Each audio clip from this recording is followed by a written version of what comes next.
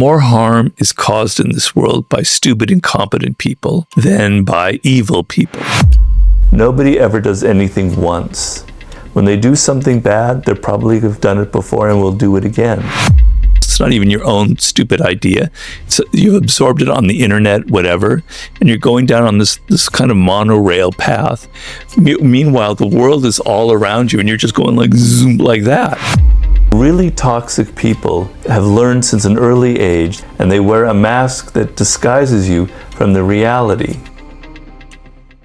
One thing that always excited me was this concept of the ancient Greeks, that more harm is caused in this world by stupid, incompetent people than by evil people, right?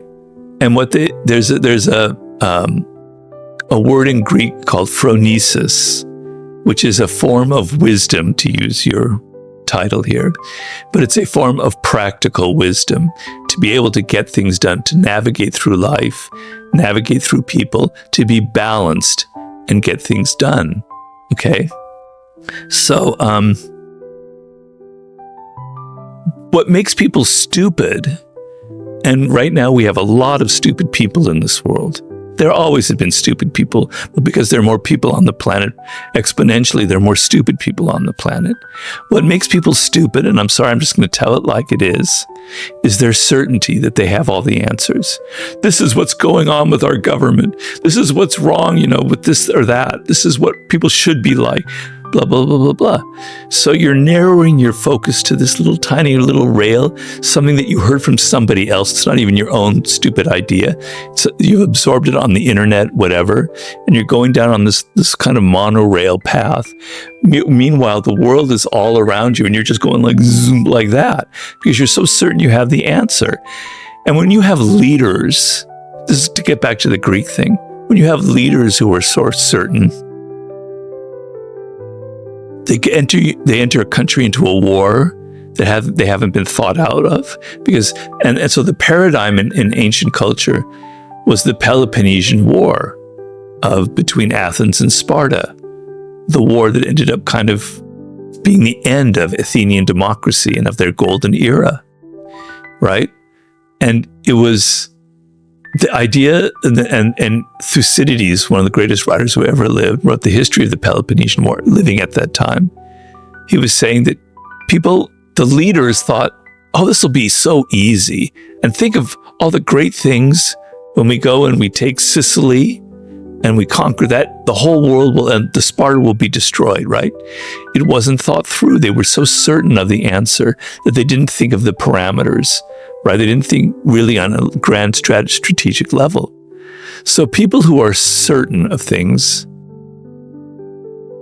are very stupid. And when they have power, they're very, very dangerous.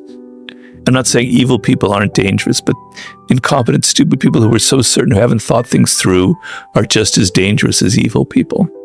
So one of your fellow countrymen from 200 years ago, exactly 200 years ago, a gentleman named John Keats, a poet, came up with a concept called negative capability. And negative capability, he wanted to answer the question was, why is Shakespeare another one of your countrymen? Why was Shakespeare so brilliant? Well, his characters were so realistic because he made them as real human beings. And what he could do was, they weren't stick figures. Shakespeare could think of a person and entertain two things about them at the same time. They could be both evil, but also have a strain of goodness inside of them. They were complex. Human beings are complex. And negative capability is the essence of being creative. It means you can hold two thoughts in your head at the same time, two thoughts that apparently contradict each other, but you can entertain them and not grasp at one or the other. Not pass judgment immediately. Yeah. So you're kind of able to deal with ambiguity, and you're able to say, life isn't that, it isn't that. It's kind of both at the same time. That is creativity. That is real thinking. I mean, I could go on and on about my ideas about live ideas and dead ideas, but this is real live thinking. There's no one more dangerous than a person who has no self-awareness, that can't see who they are. because that gives them license to do whatever they want and feel justified. So I want you to become aware of perhaps you have these tendencies yourself. The ability to judge people's character, maybe one of the most important chapters in the book, but one of the most important skills you can develop in life. Because think about it, you are constantly in a situation in life in which you have to decide on whether you want to associate with this person or not. You want to hire them as an employee. You want to vote for them for president. You want to marry them. You want them to be your friend. We've all been in situations where we thought somebody was a certain way, and then a year later or a few months later, we discover a whole other side to their personality, and it's not good. And we're surprised and we're disappointed, and we tend to blame them as if they were fooling us. People leave traces of who they are. You're just not picking up the signs. I say in this chapter, nobody ever does anything once. If somebody has done a bad deed, or you see them mistreating somebody else, and then they'll come back and say, oh, it just came over me. This happened once. That's not who I am. You'll believe them. You should not ever believe them. You should realize that people have patterns. When they do something bad, they probably have done it before and will do it again. So these are types of people who have certain patterns, and I want you to be able to pick them up. And we're making the distinction between strong and weak characters. A weak character can't stand any kind of criticism. They can't learn from situations. Their ego is too fragile. And a strong person can adapt and can take criticism. I have a quote in there from Schopenhauer that fools do not show up wearing a cap and bells, and evil, destructive people don't have horns on their head. They've learned to disguise themselves. So really toxic people have learned since an early age that if they just simply display their ugly behavior, they'll turn off people. And so they learn to be charming, and they learn to be kind of seductive, and they wear a mask that disguises you from the reality. It's just sometimes you can't trust people's feedback. I agree with that. Like, people will be political with you, particularly you as a CEO of a great company. They may not be very honest. They may be afraid to be honest with you. Your wife may be less so, but even she has her limits. Even she knows that she doesn't want to, she needs to please you or stay on your good side. So you need to have the ability to do both. The greatest sign is when you've had an interaction with people and it didn't go the way you expected it. The person was colder than you thought. Maybe they were offended. Are you going to go back home and, God, that guy's an asshole, him, what an idiot? You don't or are you going like to go that, home and are you going to say, what did I do wrong? Was I being too dramatic? Was I being too personal in the situation? Was I moralizing too much? Can you go home and self-reflect and say, well, maybe I have some of these problems. That's the difference between you and the toxic type. The toxic type can't go through that process. Let's say that the quality in a person is almost like a metal. There's the word tensile. If you're a strong person, you can bend a little bit. That metal, if it bends a little bit, is actually stronger. People who are weak can't take any kind of criticism, can't look at themselves. Their ego is very fragile. They're going to wilt under any kind of challenge.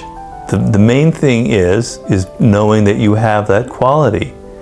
See, like, if you don't think that you have, let's say you are a hyper-perfectionist, and I have those tendencies, but you're not aware of it, you don't think that you have that problem, you're never going to be able to stop it, you're never going to be able to control it.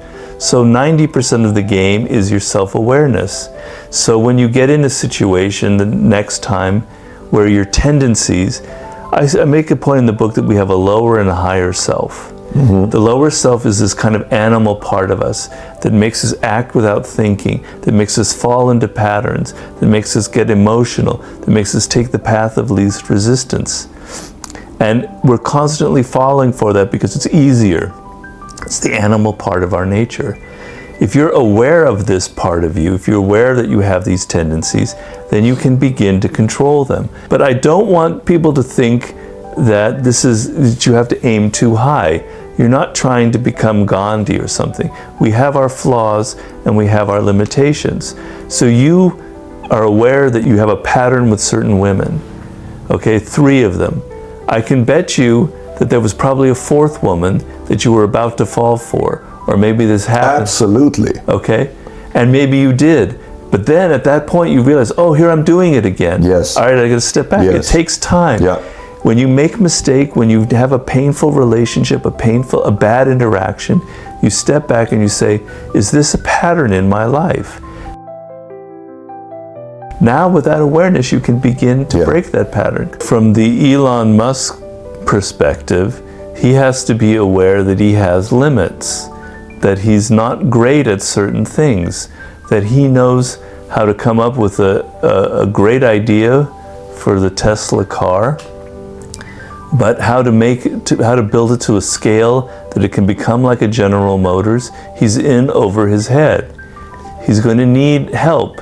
He decided to become a publicly traded company so he could raise money on a different level than if he were private. So you need to realize that you're dependent on other people, all right?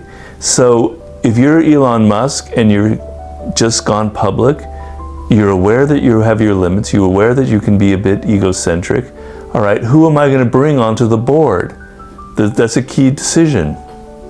Am I going to bring on a bunch of yes men who are just going to kowtow to everything I say, which I think he started off with a board like that? Or am I going to bring people on who are just numbers people who are going to make my life miserable, who are only about a quarterly report and for boosting the price on Wall Street? Or am I going to bring in smart, strategic people who are going to cover for my flaws? So a great leader realizes, and I talk a lot about this in the war book for great generals, know that they have flaws and limitations, and the people they hire are designed to cover those flaws. So if I'm not great at execution, I'm going to hire people to serve on the board who are practical, who have a track record, but who are not meddlers. So it's a key element there is who you choose to be on your board. I've been in this situation, so I know how tough it is, because you could hire someone who is like that, and then they get on the board and they feel the pressure from being a publicly traded company and for getting in trouble with shareholders. Yeah. Who am I beholden to, the shareholders or to the CEO? And at some point you're legally responsible to the shareholders, and you start changing who you were. So it's a difficult decision, and a lot of it's based on the character of the people that you choose. But the main thing would be for the guy that I worked for and my board was like Elon Musk, and he could not be aware of his own flaws and limitations. He thought he could do the whole thing. He built this company from one store to hundreds of stores around the world. Why does anybody know more than I do? You know, and I told him beginning from day one, look, you have limitations. There are things that you're not good at. You told him that? Yeah. How was his reaction when you had that conversation with him? He just wouldn't listen. He loves me because of the 48 laws of power. He brought me onto the board because So he wanted more power. He didn't want to... He wanted a yes man. He wanted someone just to validate his ego. So the Elon Musk thing is, who do you choose to be your lieutenants? It's not a science, because once you get on the board, people change, you know? But you have to have a mix of people from different backgrounds and create, it's like choosing a basketball team. You got to have the right kind of mix. And then from the board point of view, you have to understand that this is the creative person. This is the person who's driving the company. You can't put straitjackets on them. You can't tell them to be someone that they're not. That's tough to do for them. It's extremely tough because you're feeling shareholder pressure. So in my case, the guy who was this visionary CEO, he was brilliant. He's a brilliant entrepreneur. He knew how to design clothes. And the board was trying to constrain him and always like not giving him the money that he needed. He wanted to constantly borrow more money to expand, etc. They were putting all sorts of limitations on him that were making it so he couldn't use his strengths. So it's the fact that the board members and the CEO are aware of their own limitations.